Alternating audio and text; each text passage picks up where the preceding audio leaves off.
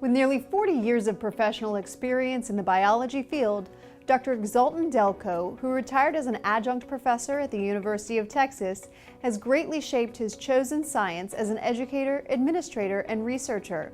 He made waves in the field when he discovered a new species of freshwater fish parasite and vocalization in a species of fish.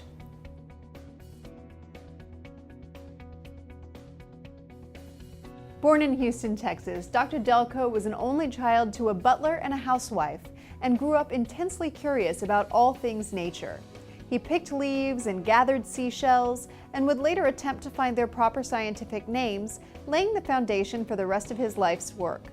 At just 15 years old, he graduated as valedictorian of his high school, to which he attributes to a great teacher named Emil Farnsworth, and began a lifelong journey in education that same year as a student at Fisk University in Nashville, Tennessee.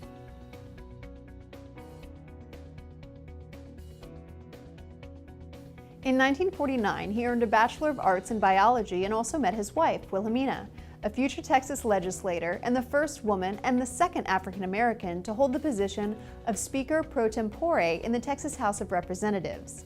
The two later married in 1952 and have 4 children. The following year, he continued his education by getting a Master of Science from the University of Michigan, where he became interested in entomology.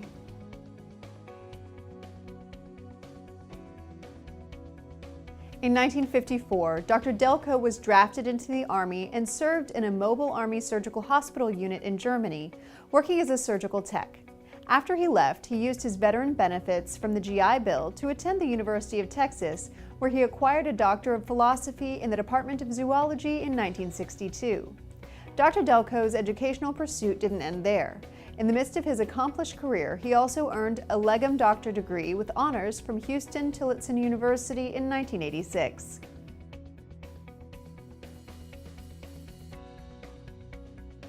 While completing PhD coursework at the University of Texas, Dr. Delco studied ichthyology with one of the most prominent researchers in that specific field, Dr. Clark Hubbs. Dr. Delco studied red horse shiners and blacktail shiners and the hybrid zones in which they bred for his dissertation. During his studies, he deduced that the cause of hybridization in the 3 zones in which it occurs was the noise interferences from a nearby waterfall and a road-based factory. Because the 2 species couldn't hear their own mating calls, they interbred. This research then became the focus of his dissertation.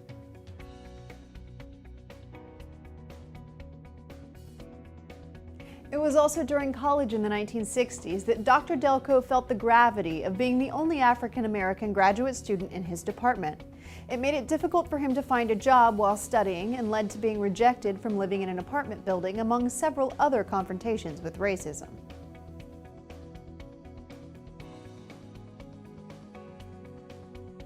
On the heels of graduating from the University of Texas, Dr. Delco started his career as a professor and associate professor of biology at Huston-Tillotson University, where he taught from 1963 to 1968. In 1967, he became vice president of Academy Affairs at the school, serving the role for 18 years before taking the same position at Austin Community College, which he held from 1985 to 1993.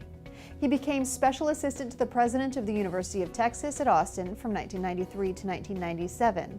In 2001, he served as an adjunct professor at the University of Texas.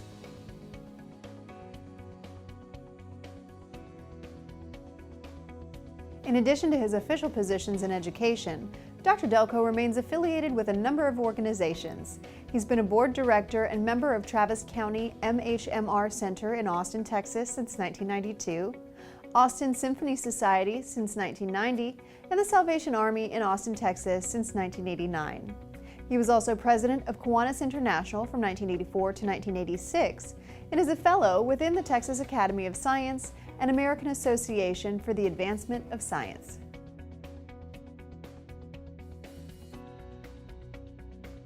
Dr. Delco contributed chapters to the book Rekindling Minority Enrollment in 1991.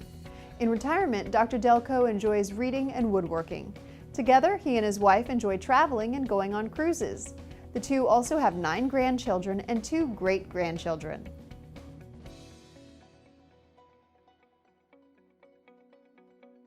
Dr. Delco, who from a very young age knew exactly what he wanted to do with his life, has led a prolific and accomplished career, one based on hard work, determination, research, and great strength in the face of harsh adversity and unfair treatment.